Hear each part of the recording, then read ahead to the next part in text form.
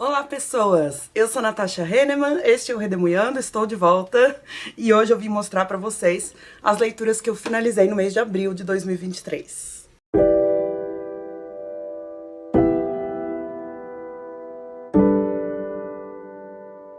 Então, pessoal, peço desculpas pela ausência aqui no canal nas últimas semanas.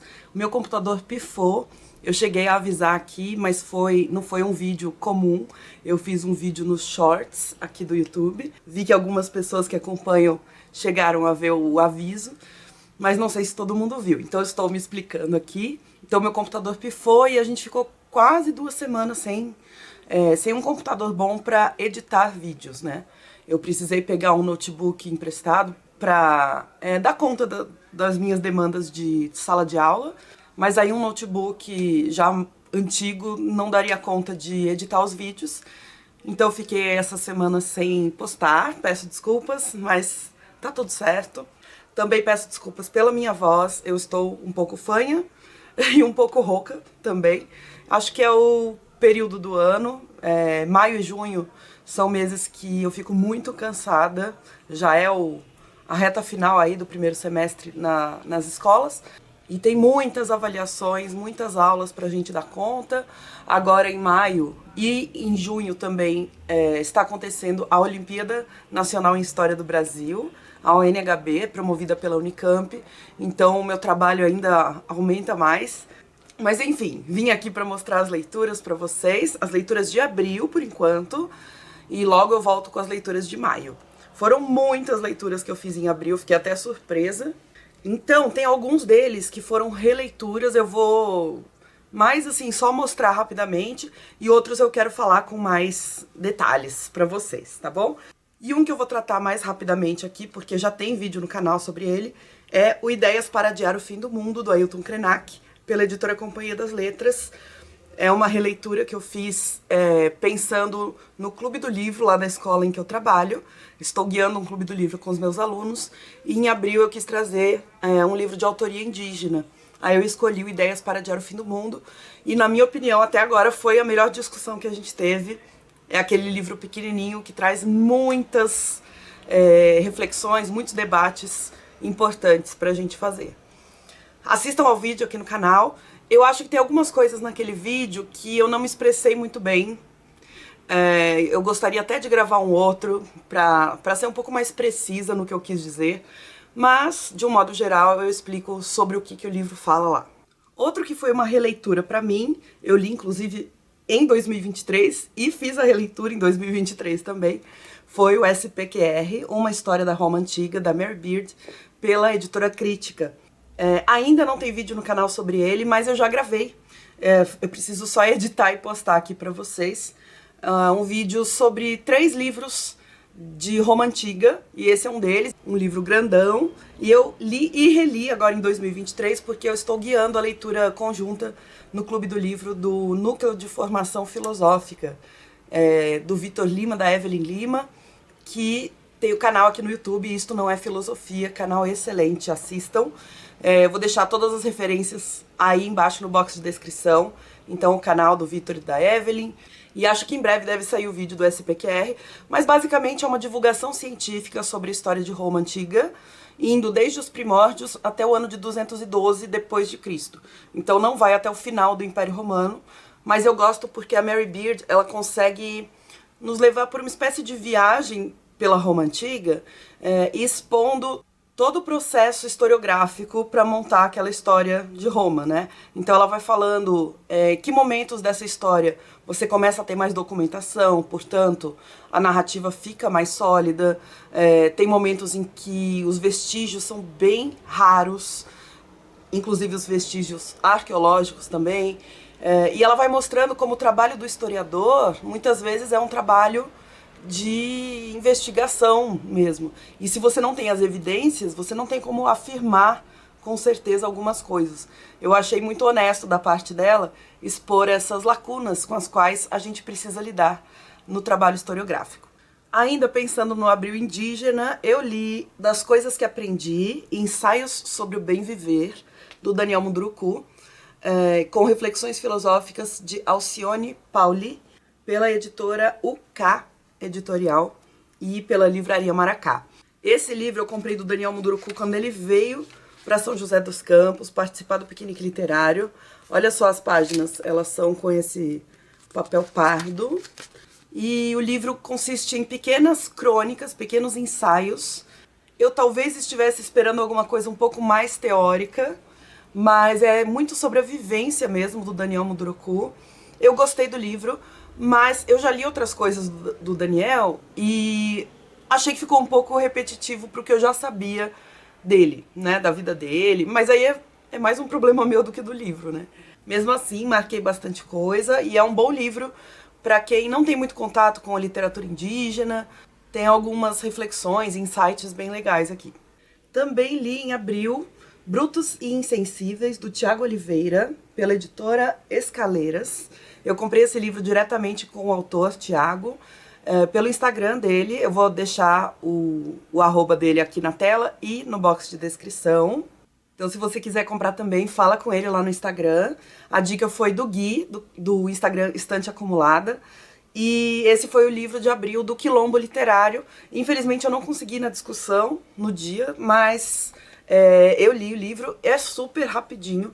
A linguagem do Tiago é bem pé no chão, assim. Ela é bem cotidiana, então é fácil de ler. O livro é curto e os contos são curtinhos também. O livro tem 11 contos no total, que vão falar muito sobre masculinidades, no plural.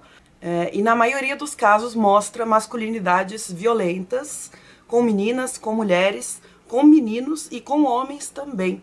E essas masculinidades tóxicas, vou chamar assim, se misturam também com outros elementos, por exemplo, o racismo. O Tiago é um homem negro do Rio de Janeiro, então ele vai partir desse ponto de vista. Ele também é LGBTQIA+, então no livro tem contos bem variados, assim, e o livro tá muito bonitinho, inclusive com ilustrações, tudo muito bem feito. E vocês sabem que eu leio antes de dormir no Kindle, né? Eu já deixo as luzes todas apagadas, ligo o Kindle e leio lá minhas 3 páginas, porque é o que eu consigo ler antes de dormir, com tanto de sono que eu tô. Geralmente eu leio pouco e já desmaio. Então toda vez que eu vou ler no Kindle, eu escolho alguma coisa que não me exija muita atenção. E o livro do Kindle desse mês foi O que Sobra, do Príncipe Harry, pela editora Objetiva. A tradução é de Cássio de Arantes Leite, de Débora Landsberg, Denise Botman e Renato Marques. Acho que eles fizeram essa força-tarefa aí para conseguir publicar o livro. Se eu não me engano, esse livro foi publicado em vários países ao mesmo tempo. Ele tem 512 páginas, ele é grande, e eu pedi de parceria com a Companhia das Letras a versão virtual. Na parceria que eu tenho com a Companhia das Letras, de vez em quando eles enviam algumas opções de livros que a gente pode requisitar para o Kindle. E aí esse foi um que eu escolhi. Vamos aos esclarecimentos. Primeiro, eu não sou monarquista, eu não sou a favor da monarquia. Acho a monarquia um sistema extremamente atrasado, racista, imperialista, certo? Mas eu gosto de fofoca e eu já assisti a série The Crown. Cheguei a assistir também tem um documentário no Netflix do Príncipe Harry com a esposa dele, que é a Meghan Markle. E a família real inglesa é cheia de relações intempestivas, cheia de picuinhas, tem muitos protocolos que eles têm que seguir. E aí, se você não seguir, você se torna uma espécie de marginalizado ali naquela família. E o Harry vai falar um pouco sobre a vida dele dentro da família real. Então esse livro é tipo uma autobiografia do Harry até o momento em que ele escreveu. O livro vem até muito perto de 2023. Ele chega a mencionar a morte da avó dele, né, da Rainha Elizabeth.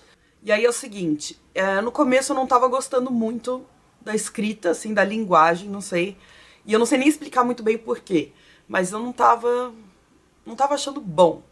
Mas aquela coisa que eu disse antes de dormir, tem que ser uma leitura leve. E não era uma leitura rebuscada, não era uma leitura que me exigia muito. Então eu continuei e aí eu acho que eu me acostumei um pouco com o texto e fui até o final, embora bem pingadinho, assim. Demorei um pouco pra ler por causa dessa minha dinâmica de ler antes de dormir. E aí o Harry narra as memórias dele, desde a sua infância. Ele começa quase com a morte da mãe dele, a princesa Diana, e vai perpassando toda a infância, adolescência, até chegar agora na vida adulta. E ele vai descrevendo os sentimentos que ele teve na época daqueles acontecimentos. Fala muito sobre a relação dele com os familiares. Eu acho que a relação dele com a mãe é um destaque no livro. A princesa Diana é sempre mencionada num tom de admiração, de reverência, de saudade também. A relação dele com o pai e com o irmão.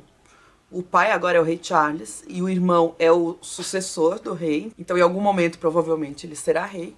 Relações de amizade, de uma certa proximidade, mas ao mesmo tempo são relações que vão revelando muita rivalidade, muita competição.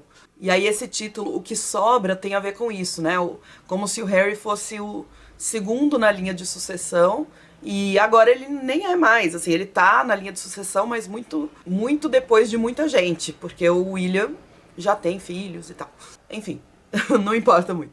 Mas ele acaba falando de algumas brigas que houve ali dentro da família real, por algumas escolhas que o Harry fez, por erros que ele cometeu, né? E claro que a Meghan também é um destaque do livro, mas ela chega depois, então grande parte do livro não tem a Meghan, mas quando ela entra na história, ela vira uma protagonista também. Ele fala também sobre a época que ele serviu no exército britânico, coisas assim. Mas pra mim, a linha condutora do livro, que aparece o tempo todo, é o assédio da imprensa, principalmente daqueles tabloides ingleses, sobre a família real e sobre o Harry. Ele é muito irritado com isso, com razão, não vou tirar a razão dele. Acho que deve ser extremamente sufocante você estar sendo vigiado o tempo todo, inclusive dentro da sua casa, né? E ele usa uma metáfora que eu considerei precisa, que é a da gaiola dourada. É aquela ideia de uma vida cheia de privilégios, de riqueza, de prestígio, mas também presa a esses protocolos todos, a essa violência da imprensa, uma vigilância invasiva e tal. Então, é um livro que me entreteve. Eu acho que de 5 estrelas eu daria umas 2,5 a 3. Só porque, assim, eu não pretendo reler. A escrita, como eu disse, achei ok. Não teve nada que me chamou muito a atenção, fora a fofoca, né? Fora você querer saber um pouco como é que funciona ali os bastidores da família real. Então, assim, eu só recomendo pra quem gosta de saber dessas coisas. Se não, é uma coisa meio fútil mesmo. Peguei pra ler um que eu ganhei de aniversário agora em 2023, lá em janeiro, da querida Estela Ramírez Lourenço. E ela me enviou o livro Meninas, da Lyudmila Ulitskaya, pela editora 34, tradução de Irineu Franco Perpétuo. Esse livro faz parte da coleção Leste e a autora é russa. E esse é um livro de contos em que a Lyudmila Ulitskaya conta sobre meninas de 9 a 12 anos de idade. E são 6 contos que se passam num período ali próximo da morte do Stalin, em 1953, na Rússia. E achei muito legal porque realmente me pareceu que eu consegui ter um certo vislumbre da Rússia dessa época, o pós-guerra, assim. E teve muitos elementos que me chamaram a atenção. Um deles é que a Rússia, um pouco mais rural, tá retratada aqui. Não é o foco, mas aparece. E eu acho que na literatura russa isso é um pouco frequente de acontecer, né? O aspecto rural da Rússia vira e mexe, emerge na literatura. Também tem o retrato de vários povos diferentes que compunham a União Soviética. Então ela fala dos armênios, dos georgianos, dos ucranianos, dos judeus, que são também uma religião, mas aqui são tratados como uma etnia diferente. Mas tudo isso ela faz de uma maneira tão natural, dá pra ver que ela não quer explicar a Rússia daquela época. Ela quer mostrar as vidas dessas meninas. E aí, junto com isso, a gente acaba vendo um pouquinho da Rússia daquela época. E eu gosto muito disso. Eu fico um pouco irritada, eu fico um pouco... eu não gosto muito quando a literatura de ficção quer ensinar um monte de coisa pra gente, quer ser muito didática, sabe? Então eu gostei que o foco dela é realmente contar histórias, é narrar situações. As personagens são bem interessantes também. Mas como eu disse, mesmo assim, a política tá lá pairando o tempo todo por cima dessas histórias das personagens. A economia russa você consegue ver, a educação, né, as escolas, as famílias, as relações entre pessoas de diferentes gerações, as relações de gênero, tá tudo muito presente aqui, embutido nas histórias. E aí, sobre os contos, o primeiro não foi meu favorito, foi o que eu menos gostei, na verdade. Fala sobre uma espécie de juventude soviética, são as pioneiras. E aí fala muito dos uniformes, das hierarquias, das reuniões. É uma coisa mais burocrática, vamos dizer assim. Mas depois eu passei a gostar mais dos contos. E os que eu mais gostei são contos que falam de duas gêmeas. Acho que é o segundo e o terceiro conto, se eu não me engano. Então, Estela, muito obrigada pelo presente. Gostei bastante de ler uma autora russa. Acho que eu nunca tinha lido. Eu só li a bielorrussa, né? Eu li a Svetlana Alexievich, mas a russa mesmo é a primeira. Também peguei 2 livros daquela coleção Pequeno Filósofo, da editora Martins Fontes, do selo Martins Fontes, que foram A Morte do Divino Sócrates, do Jean-Paul Monjan e do Ian Lebras, e O Dia Muito Louco, do Professor Kant, do Jean-Paul Monjan e do Laurent Moreau. A tradução de ambos os livros é do André Teles. Essa é uma coleção de livros infantis, então eles são menores, eles são super ilustrados. É o que eu mais gosto, na verdade. São as ilustrações do livro. E esse aqui é baseado no livro Apologia de Sócrates, do Platão. O Jean-Paul Monjan é um filósofo, ele estudou filosofia, então os livros contam a vida dos autores, contam a vida dos filósofos, mas de um jeito bem palatável. E eu acho as ilustrações lindíssimas. Aqui na contracapa do livro, eles sempre deixam as ilustrações assim, todas juntinhas. Então esse é o do Sócrates, e esse aqui é o do Kant. E como cada ilustrador é diferente, eu tenho vários dessa coleção, também, né, os livros ficam com uma carinha muito diferente um do outro. Eu acho lindo, lindo, lindo. A parte artística é muito bonita. Gostei dos 2. Mais um que eu li, que não está comigo, eu emprestei para minha mãe terminar de ler, é o livro Floresta é o Nome do Mundo, da Úrsula K. Le Guin, traduzido pela Essi Regina Candiani, e o livro é da Morro Branco. Da autora eu também já li A Mão Esquerda da Escuridão e A Teoria da Bolsa da Ficção, que foi o meu livro favorito, acho que de 2022. E esse livro foi o escolhido para o Piquenique Literário de abril de 2023, cujo tema era Distopia Ambiental. Ele ganhou o Prêmio Hugo de Ficção Científica em 1973, que é um dos prêmios mais prestigiados da ficção científica e da fantasia. Basicamente, ele conta a história de um outro planeta chamado Novo Tahiti, ou Mundo 41, e é um planeta composto de ilhas e mares, e as ilhas são totalmente cobertas por florestas. E na Terra, a madeira está em falta. Então, quem empreende essa colonização ao Mundo 41 são os humanos, são os terráqueos, ou terranos, como ela chama no livro. Especialmente homens do exército. Só que nesse planeta existem muitas espécies vegetais, animais, diferentes ali das espécies terranas. Mas de qualquer forma, os seres humanos acabam sempre tratando esses outros seres como coisas descartáveis, né?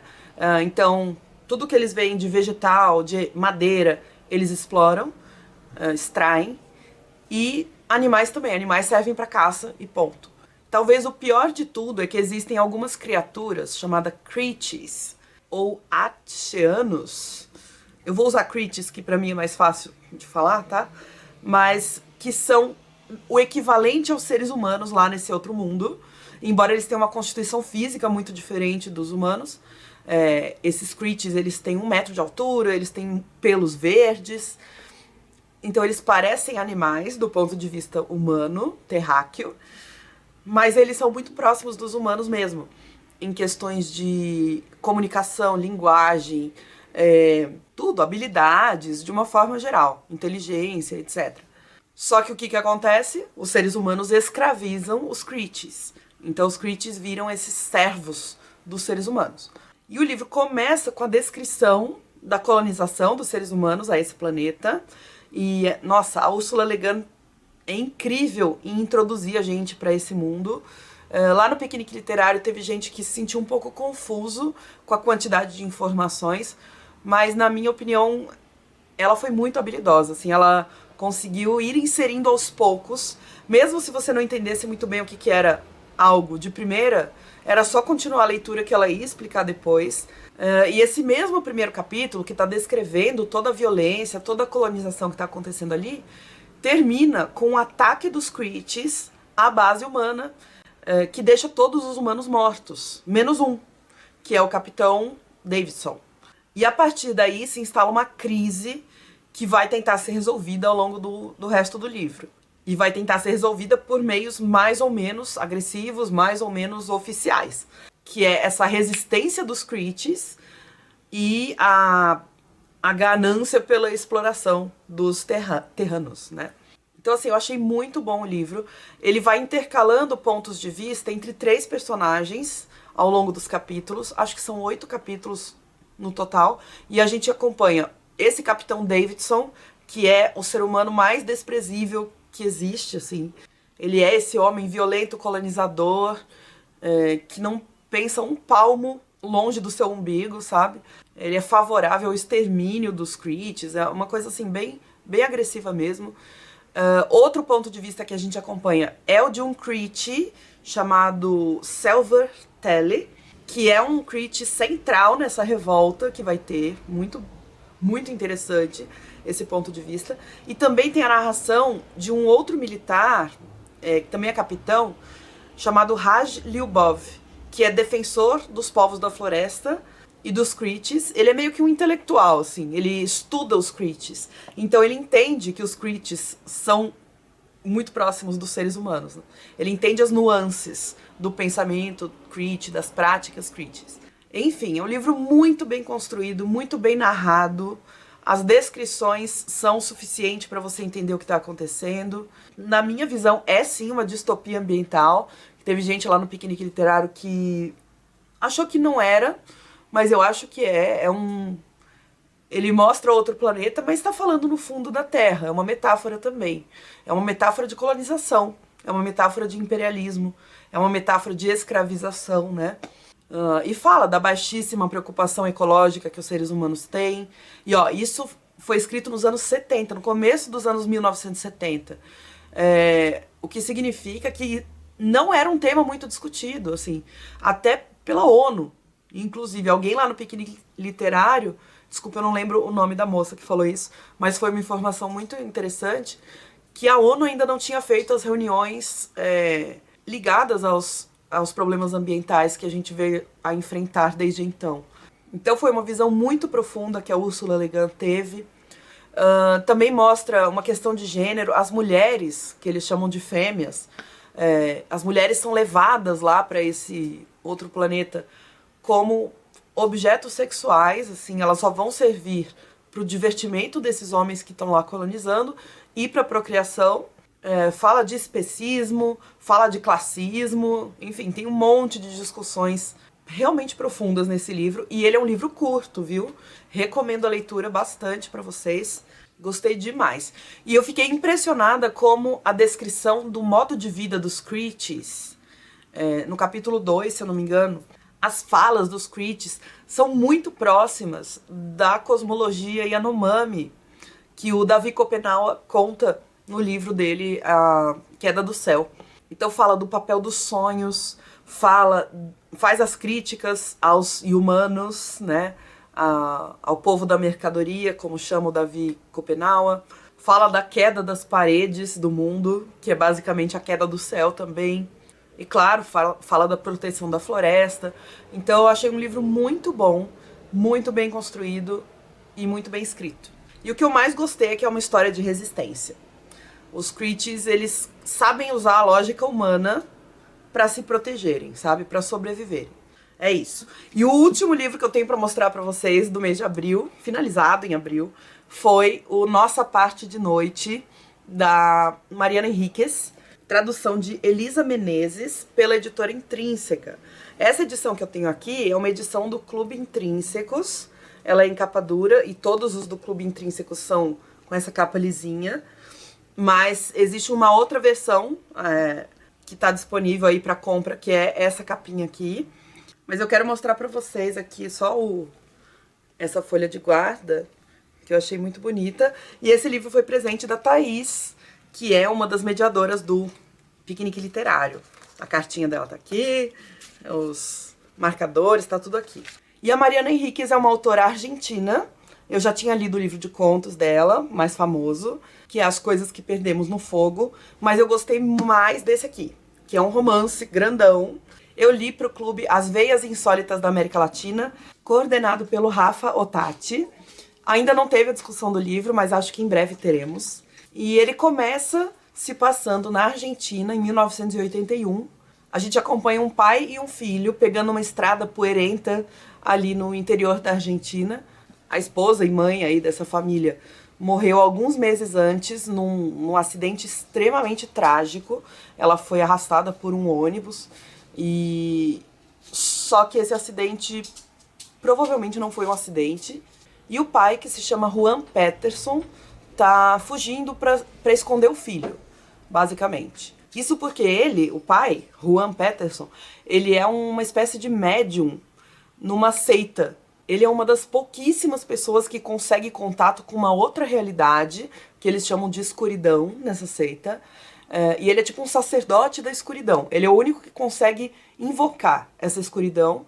Então ele acaba sendo uma parte essencial dessa seita, mas contra a sua própria vontade. Ele não gostaria de fazer isso. Só que, como é uma espécie de dom inato dele, ele foi, desde pequeno, já cooptado por essa seita. Todas as invocações que ele faz causam um grande estrago no corpo dele, assim. O coração começa a falhar, ele tem a saúde frágil, ele fica muito desgastado quando ele faz esses rituais. Ele sabe que vai morrer em breve, mas o filho dele, Gaspar, herdou essa capacidade do pai de ver a escuridão. E o menino começa a ver alguns espectros por aí, mas o Juan não quer que o Gaspar seja enredado por essa seita. Então ele tenta fazer com que o filho não manifeste esses poderes e tenta esconder o filho da seita, que faz parte inclusive da família da esposa dele.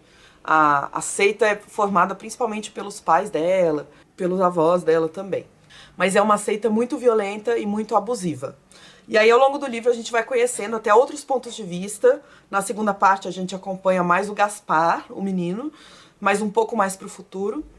E na terceira parte, a gente acompanha mais a mãe no passado. Ela contando sobre essa história da seita e tal. Esse livro, pra mim, ele tem muitas conexões com a ditadura militar argentina.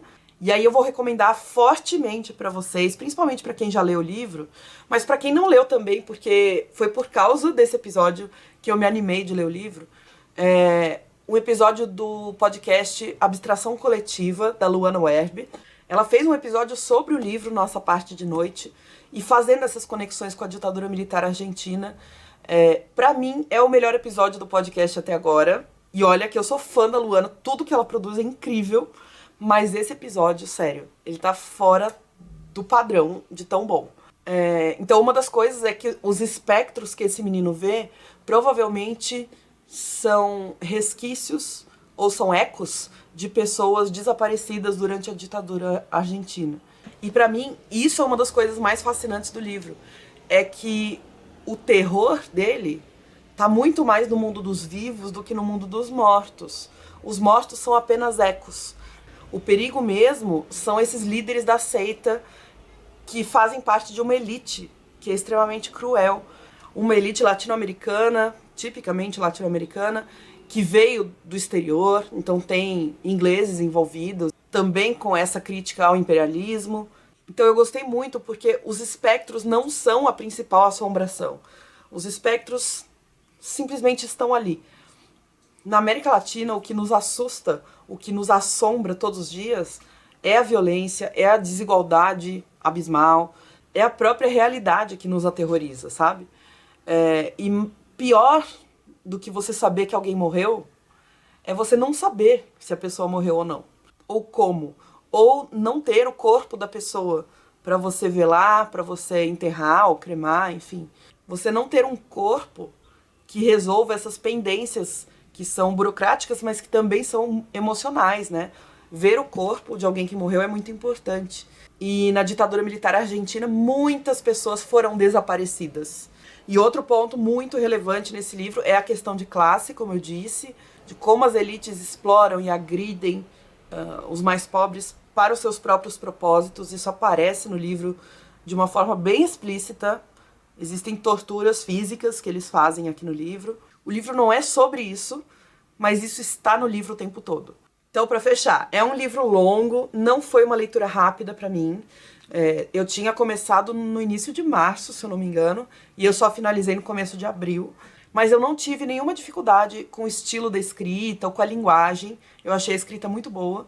Eu acho que não é um livro que vai agradar todo mundo.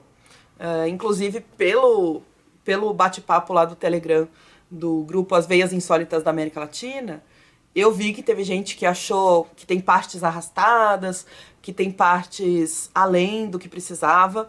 Eu achei o livro excelente, assim, eu não tiraria nenhuma parte, não achei arrastado. Eu achei ele bem original, porque pra mim é um livro que subverte os gêneros de alguma forma. Ele não é um livro de terror só, ele não é um livro de aventura só, ele não é um livro de suspense só, mas ele tem todos esses elementos, né? Ele tem algumas coisas do gênero terror, algumas coisas do gênero aventura, do gênero suspense, do gênero drama, tá tudo aqui. Achei surpreendente, aproveitei muito essa viagem, pra mim foi uma viagem. Tentei, e eu acho que eu consegui, não me deixar levar por expectativas, tanto que eu me surpreendi com o livro, tipo, cada coisa que ia acontecendo era novo pra mim, eu não tava esperando que alguma coisa acontecesse. As coisas simplesmente aconteciam e eu ia acompanhando. Eu adorei essa sensação. Então eu aproveitei muito cada página por não saber e por não querer saber pra onde esse livro tava me levando, sabe? Só quem for ler, saiba que não existe um grande mistério que vai guiar você ao longo do livro e que vai ser resolvido no final. Não tem, tá? O livro é sobre essa ordem da escuridão, essa seita, é a história dessa família e principalmente sobre esse núcleo familiar que é o Juan, o Gaspar e a Rosário. Eu adorei o livro, inclusive o final. Eu sei que teve gente que eu acho que se frustrou um pouquinho com o final, mas eu achei o final muito coerente com toda a proposta do livro. Não é um grande finale, mas é um final. E é isso, gente. Muito obrigada pela presença de vocês, por terem ficado até o final. Me empolguei aqui nos comentários, mas principalmente eu tinha muitos livros pra mostrar, por isso que ficou um pouco longo. Mas pra compensar, né, essas semanas aí que eu fiquei sem postar, obrigada por estarem aqui. Deixe um comentário me dizendo qual desses livros você ficou mais interessado em ler. Aliás, se você já leu algum deles, me conta também, que eu quero trocar uma ideia. E, claro, deixa um joinha pra mim, que sempre me ajuda muito, tá bom? Um beijo pra vocês, até o próximo vídeo e tchau!